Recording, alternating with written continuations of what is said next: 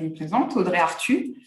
J'ai 28 ans et je suis actuellement chef de projet dans une TPE qui fait de la robotique et de l'automatisme. Et du coup, j'ai effectué mon DUT génie mécanique et productique au Mans de l'année 2014 à 2016. Je vais commencer par les points positifs. Tout s'est très bien déroulé. Les intervenants, enfin, je parle des intervenants parce que c'est important quand même. J'ai trouvé que c'était quand même que la formation était complète déjà. Après, il y avait un beau parc technique. Donc, parce que génie mécanique et productique, il y a quand même pas mal de techniques. Il y a de l'usinage, enfin, donc il y avait pas mal de machines. Donc ça, c'était bien. Ça permet quand même la facilité d'apprendre des choses, d'avoir du matériel. Comment dire, qu'il n'y ait pas d'amphithéâtre comme à la fac. Moi, j'ai trouvé ça bien. Je préfère. Après, c'est voilà, chacun est différent. Je sais que c'est plus facile pour apprendre. Et en point négatif, bah, pour moi, il n'y en a pas. C'est personnel, en fait. Niveau théorie, je partais de loin, dans le sens où j'avais déjà un DUT, mais pas du tout dans ce domaine-là, un DUT technique de commercialisation. Ensuite, j'ai arrêté mes études 1 an. Et du coup, après, il a fallu que je reparte de zéro. J'avais pas fait de maths poussées depuis 3 ans, du coup, parce qu'en DUT technique de commercialisation, c'était que des probabilités, par exemple. Et ouais, donc je pense que pour moi, ça a été ça le point négatif, quoi. Mais bon, après, voilà, hein, je savais. Euh, oui, il y en a une. En fait, pendant un TP d'usinage, comment dire, je sais pas que j'ai fait une fausse manipulation, mais j'y suis allée un peu fort. C'était des tours manuels, en fait, c'est une machine et on le fait, c'est nous qui le faisons, c'est du manuel. Et donc, j'ai fait quelques petites étincelles et j'ai cassé un outil. Oui, j'ai continué, j'ai fait une école d'ingénieur donc pendant 3 ans, de 2016 jusqu'à 2019. Je dirais que l'insertion professionnelle a été facile, déjà pour rentrer en école d'ingénieur, parce que génie mécanique et productique, c'est assez recherché. C'est un DUT qui est très complet, polyvalent. Et donc, c'est vrai que ça ouvre des portes et on est facilement pris dans les écoles. Et puis, pour après l'école, ouais, c'est pareil. Insertion facile par rapport à mes études. Et puis, le fait aussi peut-être d'avoir fait une école d'ingénieur en alternance qui a aidé les choses, quoi. Donc, école d'ingénieur en alternance pendant 3 ans au sein d'un grand groupe. Et ensuite, je pourrais expliquer comment ça s'est passé. En fait, sur mon projet de mission ingénieur, j'avais un fournisseur et du coup, je suis actuellement chez ce fournisseur.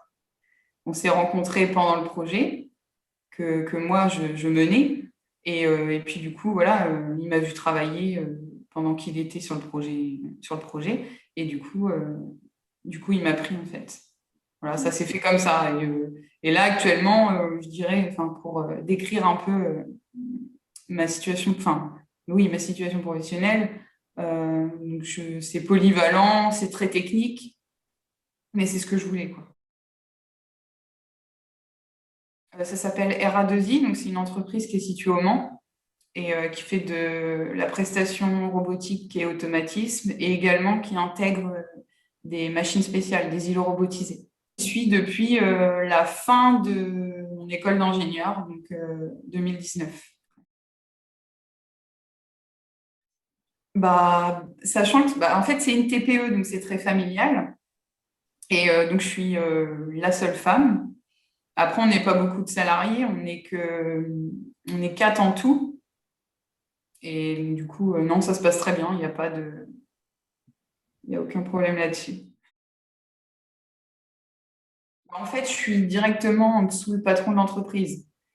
Donc, c'est un peu compliqué d'évoluer hiérarchiquement. Après, oui, niveau responsabilité, oui. Avoir plus de responsabilité sur ça, oui.